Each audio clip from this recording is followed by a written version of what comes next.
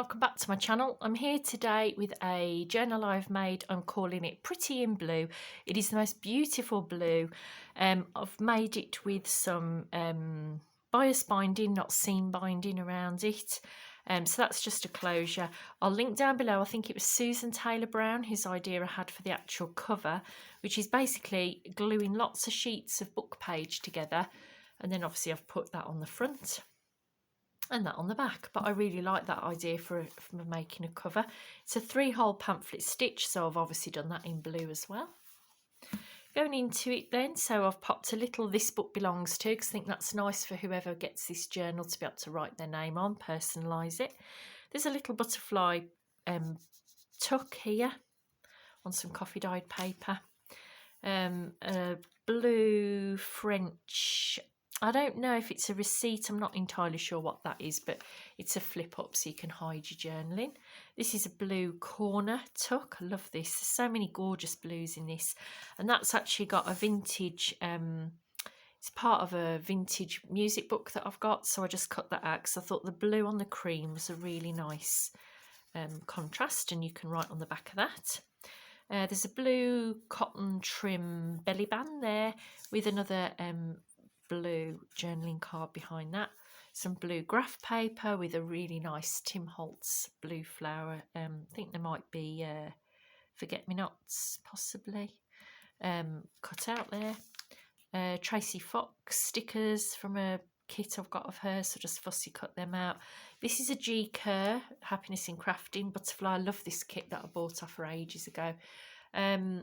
These are good as like little things for over the page.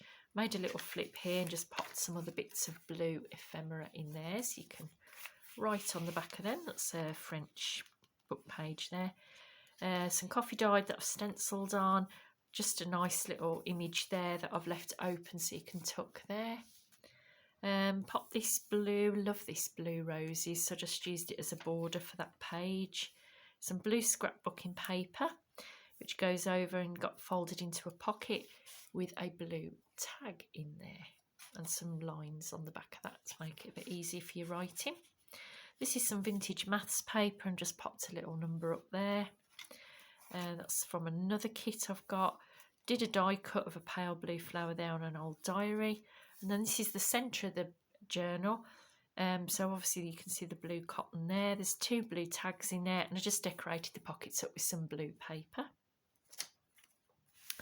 This is, can't remember what kit that's from, but it's something I've bought. So that turns into a flip up to hide all your writing. Turn this blue ticket into a sort of page tab. Pocket down here that's blue and a blue tag there. The other side of the scrapbook paper. This is a Roxy Creations kit that I've got. Love that, love the blue there, love the blue there, and I just turned that into a lovely tag. This is also one of the kits I've got from her, some sort of coffee dyed that she'd done and she turned it into a kit. That just slips in there. Little label there, you could call it whatever you liked, your favourite word or an inspiring word. This could be my favourite page of this journal. This is a vintage stamp from the UK, 9p, when stamps were 9p. I'd actually left that on the envelope, which has turned a lovely cream colour. It was from Bournemouth. I can't see a date on there, but it's definitely from Bournemouth. And I just left that ripped, the corner of that envelope, so obviously it goes over both pages, and popped a little blue label on that side. But obviously you can tuck things under there.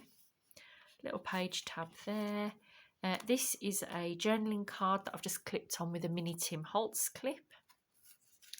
On the other side of that is a clipped on, you know, like a faux fabric sampler, but there's paper and a little bit of fabric there, some see-throughs. That's nice to use the papers, but you can also write on the back of that if you wanted to. I love these. I do love these little faux samplers. Then on the other page, I'll just pop this blue cotton crochet trim. This is the more of that music book I've got, but I've obviously made it into a pocket here, popped a label on, popped some little ephemera in there. I can't remember where this was. This is not vintage. It's somewhere I went last year, and these were the tickets, and I just thought, oh, I like that. So I kept that, knowing one day I'd use it, and today's the day anyway, in this blue themed journal. So pop those back in there. Do you know, little details, even like this label with random numbers on, I just love it. It's interesting. Then this coffee dyed paper, I used what they call faux fabric staples. This was an idea I had from Odalcina Scrap Ann, where basically instead of stapling, you sew it so it's a fabric staple, so it looks like a staple there, and then that side it's got like a little bit of a knot. It's just interesting and just a different way of, you know, finishing off your pockets. And that's got a pale blue postcard in there. This is just interest, I think, on there. And then the back one, archived. Thought that was great at the back. She might archive all your bits and bobs in the back. And that's a pocket, so you can stick things in there if you like. So it's a lovely, you know, it gives it a good robust cover.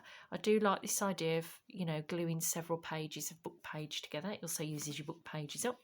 Anyway, that will be listed. I will list down below where it is listed, and that's all for now. Thanks for stopping by. Bye-bye.